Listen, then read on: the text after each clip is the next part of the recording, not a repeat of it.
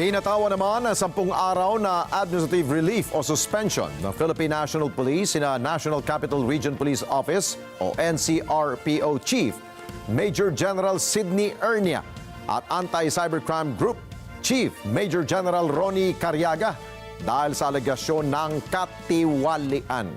Ito may kaugnayan sa isinagawang pagsalakay ng pinagsanib na puwersa ng NCRPO at ACG sa isang umano'y Philippine Offshore Gaming Operator o POGO Hub sa loob mismo ng Century Peak Hotel sa Adriatico, Maynila noong Huwebes.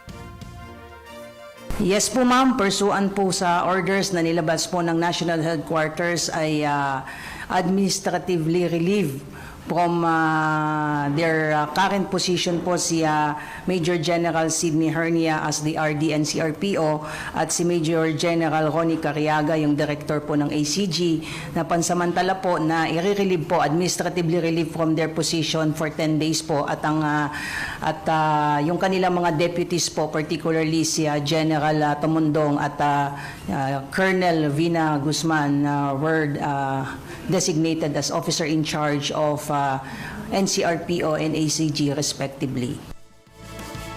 Matatandaan na ilang Chinese nationals ang naghain ng reklamo laban sa mga pulis na nagsagawa ng pagsalakay.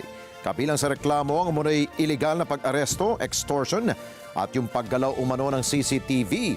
Kaugnay nito, iginit naman ng PNP na walang mali sa operasyon ng PNP at ginawa ito na naaayon sa saligang batas. Let me reiterate though na ito pong administrative relief ng dalawang senior officer, it's not a form of punishment at malinaw po yan sa mga existing policy po ng PNP. Ginagawa lang po natin itong administrative relief to give way doon po sa investigation para bigyang linaw itong mga issues that crop up during the police operation. Pinaninindigan po ng PNP na wala pong mali doon sa naging police operation. The police operation was conducted under the premise of an implementation of a cyber warrant duly issued by RTC Manila. Maraming salamat sa inyo pong pagsubaybay sa Mata ng Agila Primetime.